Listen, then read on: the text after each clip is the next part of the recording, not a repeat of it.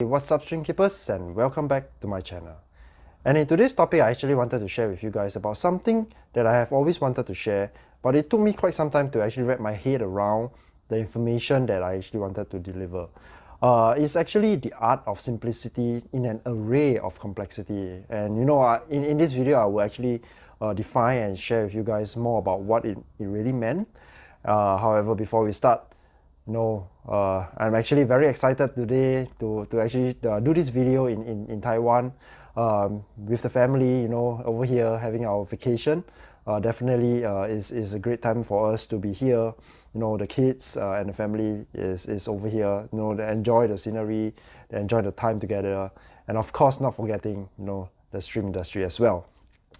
So coming back to today's topic about the art of simplicity in an array of complexity, trying to make that long sentence into a simple form. What it actually meant is actually at the end of complexity, what we want to have is simplicity. And I have done quite a bit of a video in terms of what simplicity is about. Having to reduce your time management. Reduce your time. So that you have better time management, you reduce your input so that you can have better output. In that sense, however, I didn't really thought about how can I actually share that process, that complexity process to actually make it simple, because what we actually see is very simple, right? For example, thin layer of soil, semi-automated water changes, not using an RO system, using a direct DI system, especially for countries that have very good water quality. Like for example, I have tested this with different breeders around the world. I think South Africa, even I think now Netherlands and Finland are actually catching up on that and on that aspect. So there's a lot of this complexity involved in terms of that simplicity. So to get to simplicity, we actually have a lot of this complexity that we need to kind of like make them bond together, get them done well, so that it can actually translate to simplicity. So before we actually go into that discussion regarding the complexity and things like that, I wanted to share with you guys about an overarching a vision, or something that is actually happening, that I actually observe in terms of the stream community. For example, right now we have this current community that is has been ongoing for many years, which is always this passed down information. They do not question the norms, they are not open to sharing, and they have a lot of this fragmented community. You have many different groups, very fragmented. And it's always more often than not business driven and business oriented. So with that in mind, many years ago, I actually wanted to understand where we actually need to head towards, because to have that community, it doesn't actually kind of build the community upwards. So at that point of time, I actually wanted to share as much information as possible to breeders, so that breeders can actually get more and more information. That's where I actually spend a lot of time blogging, writing information, traveling to Taiwan, understanding, learning, and then translating all this into English so that we can actually share this information upfront to you guys. And from that on, it kind of created this parallel community where we it's more towards educational and research based. It's more of a pragmatic approach. We question the norm, we question why of things, and we are very open in sharing and community driven. So we are more result oriented rather than business oriented. Result oriented meaning that we really want to have our breeders, the people that we actually share this information with, to actually help them have better streams, breed better streams, and things like that. So it has a very different approach in terms of that. So these two very different kind of like a parallel community, which actually helps to develop breeders. That is the reason why we have these videos called Building Breeders Up. So that is where I think at the end of the day, we really want to help people to breed better streams, right? So that was the overarching directions that we have to help people move forward.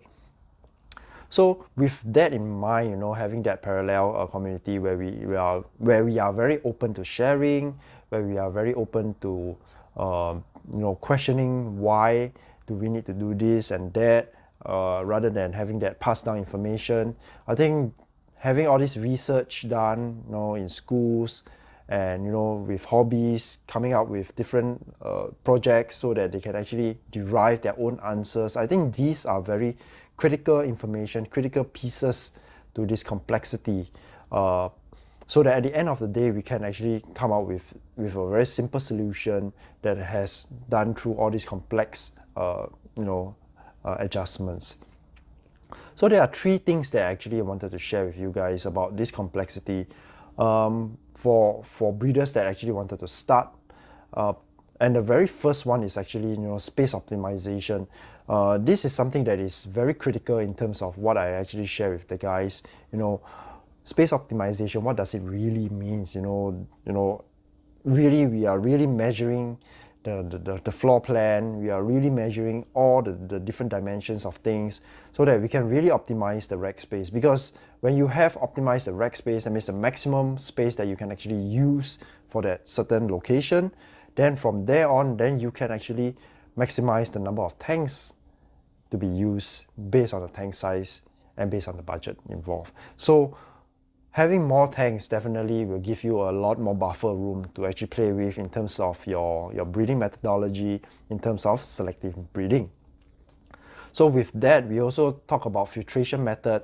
We also talk about semi-automated water changes. We also talk about either using DI or RO, or how do you actually optimize the time span, the time management, to actually break all these little pieces down so that at the end of the day, your output, your simplicity is so much easier, so much simple, but you have to do the work up front. So you can easily spend 3 to 6 months setting up, racking up, doing all the pipings, doing all the measurements, doing the design, but the design phase is always the longest time taken, because you really need to measure what is the rack space that you can actually provide, the number of tanks you have, and what kind of streams, what kind of piping, what kind of filtration and things like that. So these are some of the things that in terms of space optimization is very critical. So the second part of it is really budget optimization. Budget optimization means that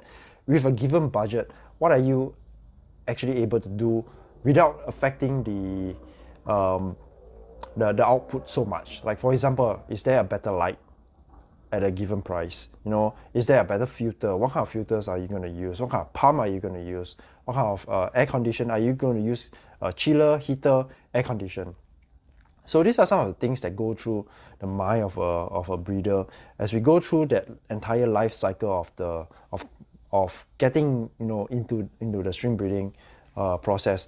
So before we even talk about selective breeding, before we even talk about cycling of tanks, these are some of the basic information. These are some of the basic, I think, fundamental things that has to be done properly, done well, thought through. The process to be thought through, and then from there you set it up, because it is very, very difficult to change something after you have set it up. Like for example, if you would like to do an automated water change after you set it up, like drilling of tanks and things like that, it's going to take a lot of effort. Like moving of racks, moving of tanks, that is going to be very tough. It's not say it's impossible, but it's going to take a lot more time, a lot more effort.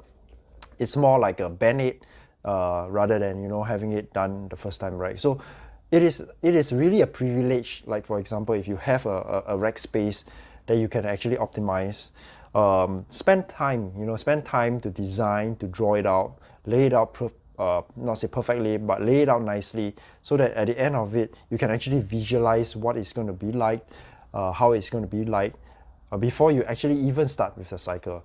So there's another, so once you have done the space optimization, the budget optimization, then we start the cycling process. So that is where, you know, the 4 guiding principles, you know, I've done that video, the 4 guiding principles, that is where it takes place. So the 4 guiding principles is actually the start of the cycling process, where you start to have that water parameters, you start cycling the tank for 40 days and things like that. So these are some of the things that actually is done way before. So we call it the design and implementation phase, which is very critical to the success of a breeder longevity in that sense. And I have seen a lot of breeders, you know, starting up again, starting up with you know, I feel very, very happy, and, you know, I actually feel very good to actually see breeders done exceptionally well after following the process, because they see the results at the end of the day. They understand the background, they understand the why of it, and they don't second guess or what is actually going to happen in terms of that. So from there on, I understand that they really truly, you know, believe that the entire process has got them to think about, you know, while I have given them a lot of information, a lot of advices, a lot of recommendation. However, at the end of the day, you guys will still be the one going through the process, and then you start to learn and understand what is the critical impact of why you are doing this, so that you can get that. So that is, you know, what I actually wanted to share in this video. The art of simplicity in an array of complexity. So the complexity means that, you know, you have to break down the rack size, the tank size, the number of tanks, the filtration, the type of streams that you're going to keep, the lightings, the filters, the pumps, the heaters, or the air conditioning. So these are some of the things that, you know, you have to do upfront before you even start to do the cycling. So a lot of people, you know, jump straight into the cycling process, where you just, you know, get a tank, hook it up, put a soy, put a filter, and then you let it cycle. So that is I think a very normal process. However, as you go along, you really like to, you know, have to really get the maximum benefit of the entire process. I think doing this design phase, implementation phase, you know, of the infrastructure, of thinking through what needs to be done before you actually start to cycle, I think that is one of the things that we share at so-called this parallel community, where we actually want to share a lot of this information, so that people around the world can actually enjoy the stream hobby, instead of having, you know, a lot of this Facebook comments or replies that I always see, that, oh, my tank has crashed because I added this, I added that, I added so many things, but the tank is still not stable. So to arrive at the equilibrium, you know, there is a lot of this complexity involved to get to that simplicity.